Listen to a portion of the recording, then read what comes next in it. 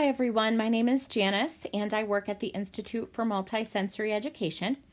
We did put out some decodable readers recently. We have set 1 and set 2 that are available on our website, IMSE.com. Set 3 is in the works, it will be coming, but they do follow our sequence of instruction, and I just wanted to talk about how to use these and the importance of decodable readers. So decodable readers offer students the opportunity to practice phonics skills that have been taught. So with the decodable reader, all of the words are going to be words that have concepts that have been taught prior. So they're not going to have anything in here that hasn't already explicitly been taught to them.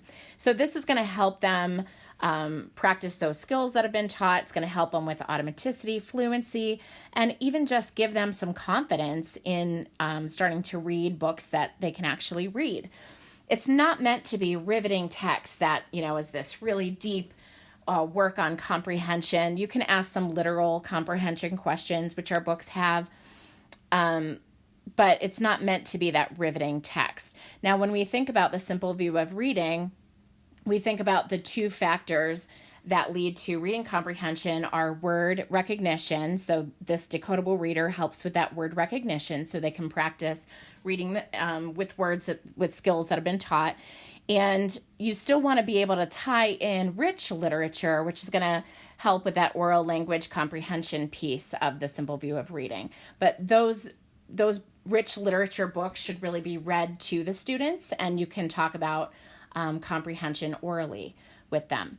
Okay, so let's talk about these decodable readers. So you can see this one. This one's from set 1. It's book 3. You can see here, if you look at this on the back of the reader, it'll have the title. It'll say which concept is the new concept, and in this case, it's J. It says how many words are in here, and then it also tells you what concepts are covered. So in our sequence, we start with the letter C, and so this covers C through J in our sequence. It talks about red words that you should introduce. So I would want to introduce the word for and go, especially for my students to be able to recognize those and read those. And then I would want to review all of the red words that have been taught prior. So here you can see there are some red words here with skills that haven't been taught yet. And then there's also a vocabulary word that my students might not know or might not recognize that you can teach ahead of time as well. And then that's also located here, so that information is in the front and side cover. Now these decodable readers, they come as a PDF, so you get all of set 1, which includes, I think there's 25 or 26 books in that set 1, and you get a PDF that has all of those books that you can print and put together so that each of your students can have a book that they can take home. They can end up coloring it, they can highlight in it, which makes it really nice because it makes it their own that they can work in. We will also be selling an actual physical hard copy of a book. Those aren't available yet, but they will be coming. Okay, so the way that I use these, the first thing that I do is we talk about how we just learned the letter J. J says J. So we're going to find words that have that J, that letter J in it. And we're going to highlight them or underline them with green because those are green words. So here I see jam and gym. Here I see jam. Then here I have gym and jog. Jam, gym, jam, gym, jam. Jam, gym, and jam. Okay. So that's the first thing I would have them do. Then I would have them, now just because it's not underlined, like mom and had are both green words too. Those are words that my students can sound out. I didn't highlight those because those are review skills. I just highlighted the new skill that has the J in it. But my students would have had all of those concepts for the letters in mom and had, for example.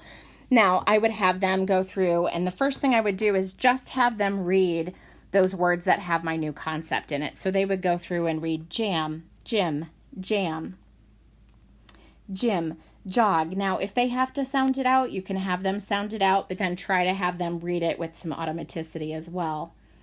Jam, gym, jam, gym, jam. jam, Jim, jam, lots of Jims and jams.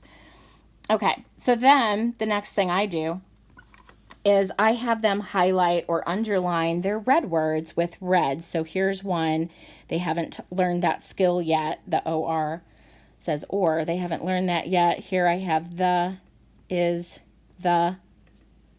They wouldn't have, so those would have had to been taught as red words. And so you would have already taught those ahead of time. So they should be able to recognize those. Hopefully they have those mapped and they are stored in their sight word bank in their brain. So if not, you could take a little practice. You could put this on a rapid word chart and fill the rapid word chart with the red words from this book. And they have practice reading those with automaticity. You could also fill a rapid word chart with some of the new concept words as well. So they can practice reading those with some automaticity. So I would go through the whole book and highlight those red words as well. And then I would have them read the red words. So they would say for, the, is, the, and so on as they went through. To, the, said, if I had those. They wouldn't know go yet at this time either because it's a long vowel.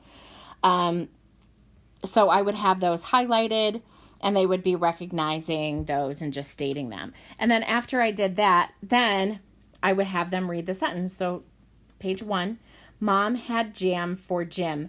And again, they might have to sound some of these out. Mom, had. And so if they do have to sound it out or they struggle a little bit, you want them definitely to look at the letters, sound it out. They just can't sound out those red words yet. They have to know those. If they are struggling and they can't get it, you can give it to them. And then they need to read the sentence again, trying not to sound it out. So try to read it with some automaticity. Mom had jam for Jim. The jam is on the log, and so on. And they would continue to read this. So you would work on this all week.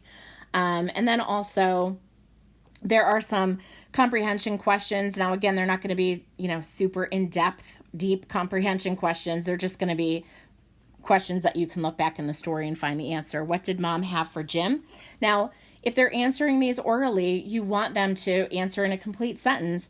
So what did Mom have for Jim? Mom had jam for Jim.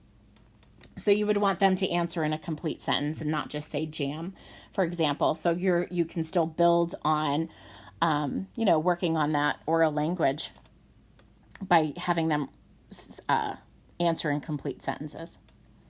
Okay. Now, when do you do this? So if I'm teaching a new concept on Monday and I'm going through those steps to teaching a new concept, that multisensory experience, the piece where it says connect to literature, or connect to text, that's where I would introduce the decodable readers, and I would do some of those, the highlighting. You might not do the whole book, but you would do maybe a couple pages, and then you would work on that the rest of the week. Now, also, you can also tie in, again, rich literature, reading poems, and just enriching them with different books that has that new concept in it.